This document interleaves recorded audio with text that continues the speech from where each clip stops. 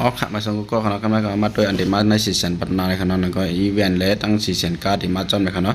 พางก้า2 ลำในก็ขัดเลยหันเป็นพาหะออติมาพรัมในขนาดอันบันหนึ่งเป็นบีไอลงเป็นออติมาพรัมในขนาดก็ขับไปหุ่นจีขนาดก็ค่ะนั่นก็เป็นป๊อปปอมบีในขนาดโอเคการเดินกับปอมบีก็ห่างเลยว่าห่างดีเต้ในขนาดก็น่าจะมาปัญหาจกขนาดก็ค่ะนั่นก็จะเป็นตัวออติมาพรัมจะเป็น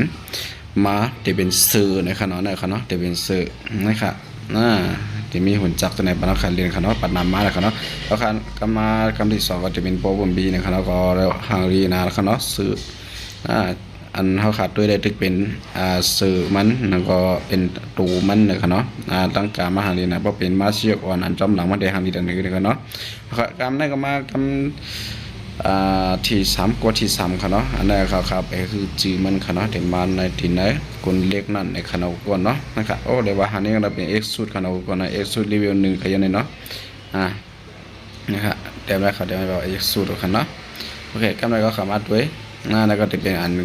ใกล้ผิดกับตามปอกันปีนั่นคณะผลจากอันนั้นก็เรียกว่าคือแคมนะครับเนาะอันนี้ก็จะเป็น X สูตรเหมือนกันคณะก่อนเนาะ X สูตรเดี๋ยวมาดังนั้นแหละเรียกว่าคือแคมก็เป็นผลจากเรียนพางหุ่นจักรแล้วก็ซื้อเรียกกันนะครับเนาะต่างการมันก็คือแคมนะครับก่อนเนาะนะครับกำไรคำมาตัวที่4ครับเนาะหรือที่4ก็โอ้เลยว่าคือแคมนะครับหางดีตัวเจลีนะครับเนาะเด้อครับลูกต่างการมันก็เจอนะครับเนาะว่าอะไรต่างการมันก็ประจุมหนาว่าขาดเนี่ยก็ได้ว่าคือกันเนาะโอเคอันนั้นครับนั่นก็จะเป็น X สุดเตะมันนะครับเนาะ X สุดใน X สุดคือไว้นะครับเนาะ X สุดเลยเป็นมัดจะเป็นพาหะเช่นไหนครับเนาะโอเคเด้อครับลูกก็ที่แข่งง่ายๆเหมือนเจ้ง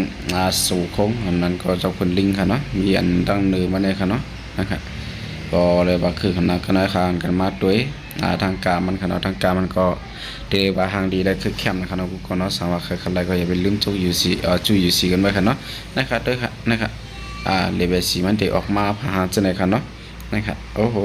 นะครับก็ขายื้อหลายอย่างไปปีกันก็มันเต็มมากปั่นทางการในค่ะเนาะเอ็กซ์สูดอันไหนคือแคมป์นะคะเนาะก็เนาะนะครับเลเวล4เลเวล5กันครับเนาะเลเวล5ครับเนาะโอ้ก็คือขนาด X สุดแต่มาตั้งนานแล้วเนี่ยเด็กเขาตั้งการมันก็เลยว่าคือแค่นะครับเนาะครับนั่นก็จะเป็นอันเดียวขนาดที่เรียก4ลายครับเนาะนะครับในมือพอเขาขาห้องกันมานะครับเนาะห้องกันมาห้องกันเข้าเกมมาไม่ยากกันในเกมนะครับเนาะเป็นจุ่มจังนะครับเนาะเต็มมามือมันเต็มมาจังไหนครับเนาะแล้วว่าแค่นะครับเนาะข้างนะครับมาด้วยเป็นเครื่องวินครับเนาะแล้วก็เครื่องบินโป๊ะเพิ่มปีเนี่ยครับเนาะโอ้โหสีเหลืองคือแคมทางดีนะครับเนาะสามารถกูก็เลยใช้คลิปวิดีโอข่าวดีในช่อง YouTube ในเพจโปกนะครับอย่าลืมติ๊กซับสไครป์ปันเพจโปกและ YouTube ข่าวนะครับแล้วก็เป็นเครื่องบินอติมาร์คฟาร์มนะครับก็เนาะเดี๋ยวมีนั่งไหนค่ะทั้งหมดทั้ง